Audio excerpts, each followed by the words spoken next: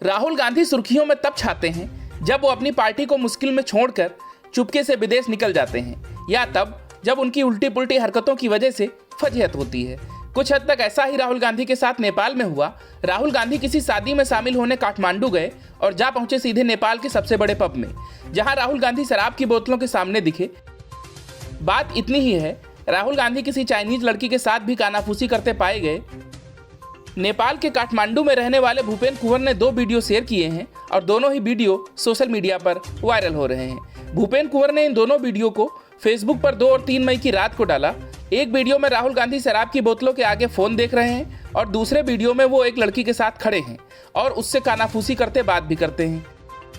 भूपेन कुंवर के अनुसार राहुल गांधी के ये दोनों वीडियो काठमांडू के LOD यानी लॉर्ड ऑफ ड्रिंक्स नाम के पब के भीतर के हैं। इसके फेसबुक पेज पर लिखा है, the biggest and the best night club in Nepal, मतलब नेपाल का सबसे बड़ा और बढ़िया नाइट क्लब। सोशल मीडिया पर इन दोनों वीडियो को लेकर काफ़ी लोग कयास लगा रहे हैं। कुछ राहुल गांधी की पुरानी तस्वीर निकाल रहे हैं और उसमें उनके साथ बैठी लड़की की तुलना काठमांडू के लॉर्ड ऑफ ड्रिंक्स वाली लड़की के साथ कर रहे हैं। कुछ नेटिजन्स एक कदम आगे जाकर राहुल गांधी नेपाल में चीनी राजदूत हाउ यांकी के साथ कर रहे पार्टी तक की संभावना पर लिख रहे हैं। राहुल गांधी पर उनकी पार्टी को बीच मझधार में छोड़ हमेशा विदेश चले जाने का आरोप लगता रहा है। Bureau news, news of India. Azam Khan के समर्थक तो पहले से ही अखिलेश यादव से नाराज हैं। उनका कहना है कि जेल में बंद आजम खान की मदद करना तो दूर, अखिलेश यादव उनसे मिलने तक नहीं गए। आजम खान और अखिलेश यादव के तल्ख रिश्तों के बात तब ज्यादा होने लगी जब शिवपाल यादव आजम खान से मिलने सीतापुर जेल गए।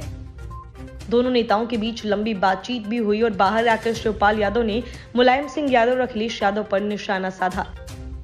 इसके बाद समाजवादी पार्टी के नेता आजम खान से मिलने गए, लेकिन आजम खान ने उन्हें बैरंग वापस लौटा दिया। हाल ही में ओम प्रकाश राजभर ने भी ऐसी ही कोशिश की, लेकिन मिलने की इजाजत उन्हें भी नहीं मिली। लंबे अरसों के बाद आजम खान ने अब अपनी चुप्पी तोड़ी है और इसके लिए उन्होंने ईद का मौका ढूंढा। आजम खान ने सीधा अखिलेश यादव पर निशाना साधा। आजम खान के बेटे अब्दुल्ला आजम ने अपने ट्विटर हैंडल से आजम खान के हवाले से ट्वीट किया। आजम खान ने ईद की मुबारकबाद के साथ कहा, तू छोड़ रहा है तो खता इसमें तेरी क्या, हर शख्स मेरा साथ निभा भी नहीं सकता। वैसे तो एक आंसू ही बहा के मुझे ले जाए, ऐसे कोई तूफान हिला भी नहीं सकता। माना जा रहा है कि आजम खान का इशारा अखिलेश यादव की तरफ है। आजम के करीबी लगातार इस बात को कहते रहे हैं कि अखिलेश यादव को आजम के जेल में होने का कोई गम नहीं है और उनकी रिहाई के लिए वह कुछ नहीं कर रहे।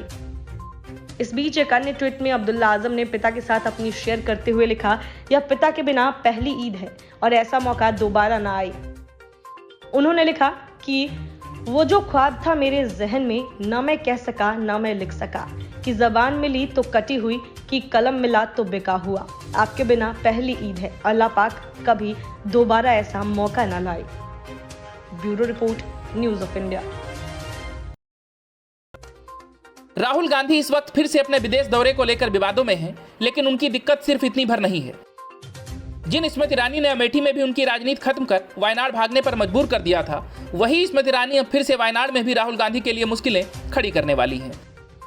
दरअसल केंद्रीय महिला एवं बाल विकास मंत्री स्मृति ईरानी 3 मई यानी आज वायनाड के दौरे पर हैं। इस दौरे पर वे लोगों से मिलेंगी और विकास कार्यक्रमों के बारे में भी जानकारी लेंगी। इसी के बाद से राजनीतिक गलियारों में चर्चा तेज हो गई है कि क्या अमेठी के बाद वायनाड में भी राहुल गांधी का पत्ता स्मृति ईरानी साफ करेंगी। आखिरकार जो अमेठी में हुआ वो वायनाड में भी हो सकता है। वैसे स्मृति से पहले किसने सोचा था कि अमेठी से गांधी परिवार कभी हारेगा, लेकिन स्मृति ईरानी ने कर दिखाया। इसीलिए वही संभावनाएं अब फिर से शुरू हो गई हैं। राहुल गांधी और स्मृति ईरानी की प्रतिद्वंदिता में यह एक नया अध्याय होगा। स्मृति ईरानी ने केरल दौरे पर पहुंचने से पहले मलयालम भाषा में ट्वीट के जरिए एक अलग ही संदेश देने की कोशिश भी की। गौरतलब है कि वायनाड वही संसदीय क्षेत्र है जहां से राहुल गांधी पिछले लोकसभा चुनाव में सांसद चुने गए थे। स्मृति ईरानी ने ट्वीट करते हुए लिखा, नमस्ते वायनाड, मैं जल्द ही जिले के विकास से संबंधित बैठकों और अन्य सार्वजनिक कार्यक्रमों में भाग लेने के लिए वहां रहूंगी, कल मिलते हैं। स्मृति ईरानी के इस ट्वीट के बाद लोग इस पर अपनी प्रतिक्रिया देने लगे। किसी ने कहा कि स्मृति ईरानी इस लड़के को यहां से भी भगाकर मानेंगी, तो किसी ने लिखा, मैडम ये ठीक नहीं है, आपने हमारे पप्पू महाराज को खदेड़ा, अब वायनाड पर आपकी आंख है। एक यूजर ने लिखा, बच्चे की जान लोगे क्या, अब कहां महासागर में राहुल गांधी को भेजना चाहती हो। गौरतलब है कि राहुल गांधी और स्मृति ईरानी के बीच की लड़ाई 2014 लोकसभा चुनाव से शुरू हुई थी। साल 2014 के चुनाव में स्मृति ईरानी ने अमेठी में राहुल गांधी को कड़ी टक्कर दी थी, लेकिन तब उन्होंने हार का मुंह देखने के बाद भी वहां अपनी कैंपेनिंग करनी नहीं छोड़ी।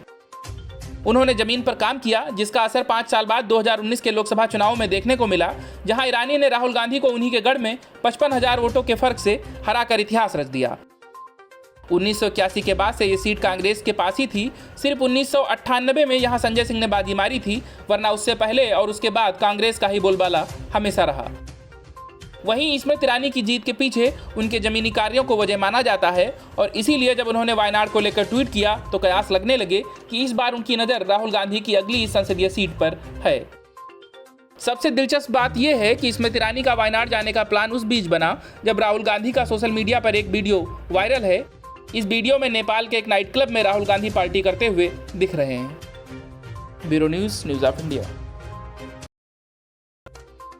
महाराष्ट्र की उद्धव ठाकरे सरकार का फंडा साफ है कि जो भी विरोध में आवाज उठाएगा उसे अंदर जाना पड़ेगा। उद्धव ठाकरे की सरकार अब यही फार्मूला राज ठाकरे पर लागू करने जा रही है।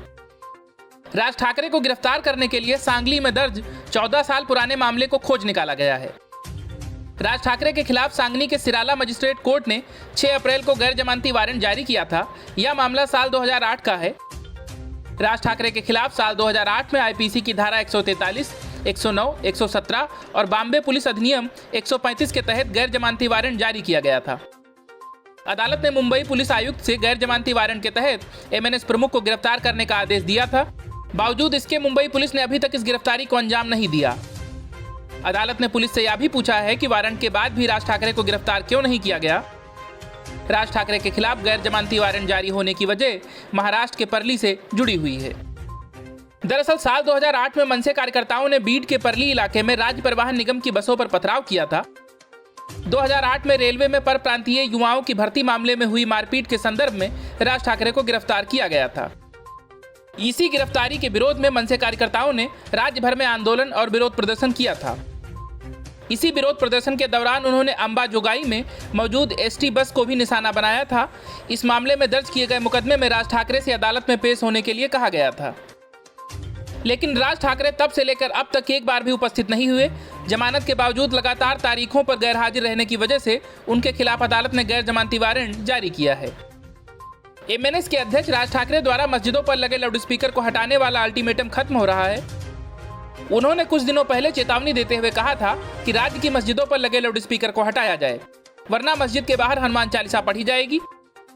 हालांकि ईद और अक्षय तृतीया को देखते हुए उन्होंने अपने तमाम कार्यकर्ताओं से शांत रहने की अपील की है। उन्होंने आगे क्या करना है यह वे आगे बताएंगे। उन्होंने अपने कार्यकर्ताओं से महाआरती न करने की भी अपील की है। उनकी ओर से कहा गया है कि ईद का त्यौहार है और किसी भी धर्म के त्यौहार में वो व्यवधान डालना नहीं चाहते। अब महाआरती के बाबत राज ईद के दिन पत्ते खोलेंगे। इधर शांतिपूर्ण तरीके से ईद का पर्व मनाए जाने को लेकर मुंबई पुलिस हाई अलर्ट पर है। Bureau news, news of India. Congress के पूर्व अध्यक्ष राहुल गांधी जब भी विदेश दौरे पर जाते हैं, भारत में वो खबर कम विवाद ज्यादा बनता है। ठीक यही फिर से हुआ है और राहुल गांधी का विदेश दौरा एक बार फिर से विवादों में है। लेकिन अब की बार का विवाद कांग्रेस के लिए नई मुश्किलें खड़ी कर सकता है। दरअसल सोशल मीडिया पर राहुल गांधी के कई वीडियो वायरल हो रहे हैं, जिनमें राहुल गांधी काठमांडू के एक नाइट क्लब में पार्टी करते हुए दिख रहे हैं। बताया जा रहा है कि यह क्लब काठमांडू का मशहूर Lord of the drinks pub है। खास बात यह है कि इस वीडियो में उनके साथ एक महिला भी नजर आ रही है। दावा किया जा रहा है कि यह विदेशी महिला नेपाल में चीन की राजदूत हो यांकी है। हो यांकी वही महिला है जिन्होंने नेपाल की पिछली सरकार में भारत विरोधी एजेंडे को खूब हवा दी थी। इसीलिए राहुल गांधी के उनके साथ नजर आने पर हंगामा मचा हुआ है। हालांकि यह कितना सच है या झूठ ये तो अभी नहीं पता और इसकी सच्चाई भी जल्द सामने आ जाएगी। लेकिन यह कोई पहली बार नहीं है जब कांग्रेस और उसके नेताओं पर इस तरह किसी चीनी अधिकारी से मिलने या चीन के सुर में बात करने के आरोप लगे हैं। राहुल गांधी और कांग्रेस चाटुकार समर्थक पहले भी चीनी प्रोपेगेंडा को हवा देने की कोशिश कर चुके हैं।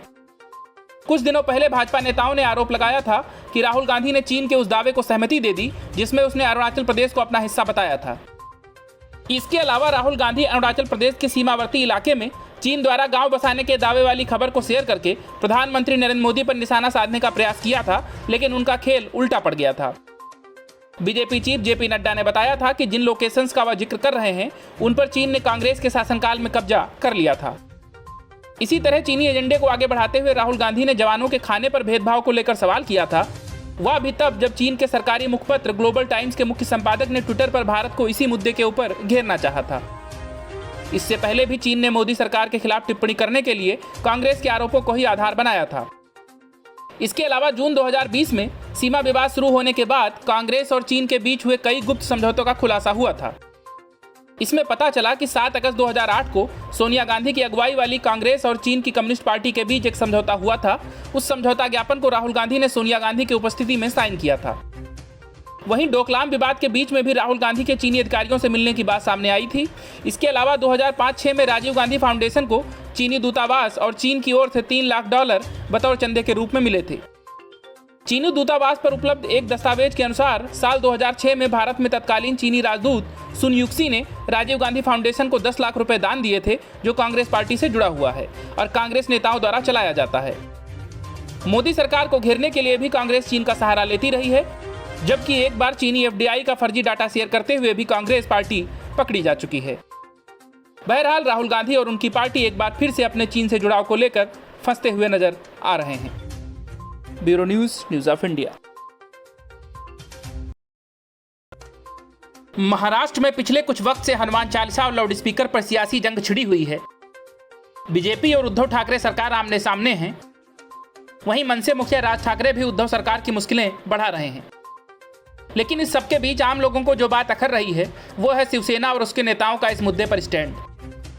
लोगों को भरोसा ही नहीं हो रहा है कि कभी कट्टर हिंदुत्व के पर्यायवाची रहे बाला साहब ठाकरे के बेटे और शिवसेना मुखिया उद्धव ठाकरे इस तरह की राजनीति कर सकते हैं। ऐसी सेकुलर राजनीति जिसमें हिंदुत्व के मुद्दे को ही किनारे लगा दिया जाए। इसीलिए महाराष्ट्र की राजनीति में एक बार फिर से शिवसेना के संस्थापक बाला साहब ठाकरे को लेकर बहस तेज हो गई है।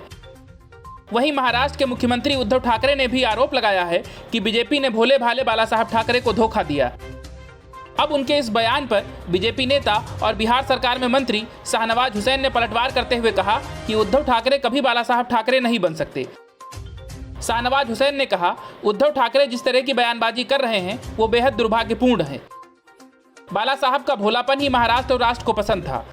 बाला साहब के दिल और जुबान पर एक बात होती थी, बाला साहब ठाकरे कोई दूसरा नहीं बन सकता। उन्होंने कहा, उद्धव शिवसेना के अध्यक्ष हो सकते हैं लेकिन बाला साहब नहीं बन सकते, आप उनके पुत्र हो सकते हैं। शाहनवाज हुसैन ने आगे कहा कि बाला साहब पूरी जिंदगी कांग्रेस के खिलाफ लड़ते रहे और उद्धव ठाकरे कांग्रेस और एनसीपी के साथ बैठे हैं।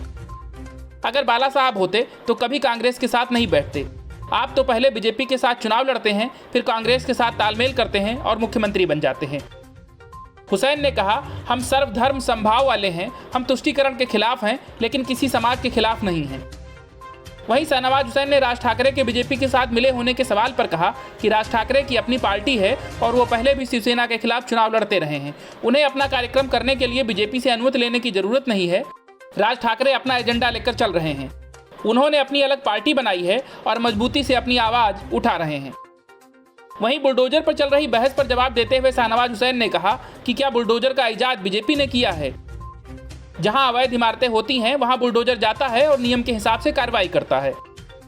जहां तक अजान का सवाल है, कुछ लोगों ने भारत को बदनाम करने का एजेंडा बना लिया है। अजान कहीं रोकी नहीं गई, न रोकी जाएगी। अजान को रोकने का सवाल नहीं उठता।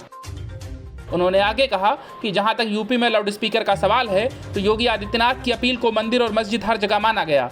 यह कोई एजेंडा नहीं है। हम पूरी दुनिया को संदेश देना चाहते हैं कि जो लोग लाउड स्पीकर के नाम पर दुष्प्रचार कर रहे हैं कि बैन हो गया, पर ऐसा नहीं हुआ है। Bureau news of India. पश्चिमी बंगाल की राजनीति में एक ट्वीट के बाद सियासी हलचल मच गई। इस ट्वीट में कहा गया कि ममता बनर्जी के बाद अगले मुख्यमंत्री उनके भतीजे अभिषेक बनर्जी होंगे और ममता बनर्जी 2024 में प्रधानमंत्री बन जाएंगी। हालांकि बात बढ़ती देख ये ट्वीट डिलीट कर दिया गया, लेकिन अब राजनीतिक हलकों में इसको लेकर चर्चाएं गर्म हो गई हैं। दरअसल राज्य में तृणमूल कांग्रेस की लगातार तीसरी बार बनी सरकार की पहली वर्षगांठ पर टीएमसी सांसद अपरूपा पोद्दार ने एक ट्वीट किया था। पोद्दार ने ट्वीट किया कि ममता बनर्जी 2024 में देश की प्रधानमंत्री होंगी, जबकि अभिषेक बनर्जी बंगाल के मुख्यमंत्री बनेंगे। पोद्दार ने ट्वीट लिखा, ममता बनर्जी 2024 में आरएसएस से जुड़े राष्ट्रपति के द्वारा प्रधानमंत्री की शपथ लेंगी। इसके अलावा अभिषेक बंगाल के मुख्यमंत्री बन जाएंगे। जब इस ट्वीट पर विवाद बढ़ा तो पोद्दार ने इस ट्वीट को 1 घंटे के अंदर ही डिलीट कर दिया। इस बारे में उनका कोई जवाब नहीं आया है, लेकिन माना जा रहा है कि हाईकमान के आदेश पर ही उन्होंने यह ट्वीट डिलीट किया है, क्योंकि कहा जा रहा है कि हाईकमान को डर है कि अभी से ऐसी बातें होने से पार्टी के दूसरे शीर्ष नेताओं में नाराजगी पनप सकती है, क्योंकि पहले भी मुकुल राय और शुभेंदु अधिकारी जैसे नेता पार्टी छोड़ चुके हैं। गौरतलब है कि इससे पहले तृणमूल कांग्रेस की प्रवक्ता कुणाल घोष ने भी ट्वीट किया था कि अभिषेक बनर्जी 2036 में बंगाल के सीएम बन जाएंगे। ममता बनर्जी सरकार के लगातार तीसरे टर्म का 1 साल 3 मई यानी सोमवार को पूरा हुआ है। इसी मौके पर कुणाल घोष ने यह ट्वीट किया था कि अभिषेक बनर्जी 2036 में प्रदेश के मुख्यमंत्री होंगे। घोष ने अपने ट्वीट में लिखा, तृणमूल कांग्रेस के एक सिपाही के तौर पर मैं कह सकता हूं कि ममता बनर्जी 2036 तक सूबे की मुख्यमंत्री रहेंगी। इसके अलावा 2036 में वो अभिषेक बनर्जी की शपथ में गार्जियन के तौर पर मौजूद रहेंगी। अभिषेक बनर्जी मुख्यमंत्री के तौर पर शपथ लेंगे। उन्होंने कहा कि ममता बनर्जी देश में लंबे समय तक सीएम रहेंगी और ज्योति बसु का रिकॉर्ड तोड़ देंगी। ज्योति बसु लगातार 23 सालों तक बंगाल के मुख्यमंत्री रहे थे। उन्होंने 21 जून 1977 को कमान संभाली थी और फिर 5 नवंबर 2000 तक पद पर बने रहे। उनसे ज़्यादा वक्त तक सिक्किम के पूर्व सीएम पवन कुमार चामलिंग सत्ता में रहे हैं। वो लगातार 24 सालों तक सूबे के मुख्यमंत्री थे। गौरतलब है कि टीएमसी में ममता बनर्जी के भतीजे अभिषेक को उनके उत्तराधिकारी के तौर पर देखा जाता है। पार्टी की रणनीति विस्तार समेत कई मामलों में उनकी राय अहम होती है। हालांकि कुछ दिनों पहले ममता बनर्जी और अभिषेक बनर्जी के बीच मतभेद की खबरें भी आई थीं। अभिषेक बनर्जी डायमंड हार्बर से सांसद और टीएमसी के राष्ट्रीय महासचिव हैं। Bureau news of India.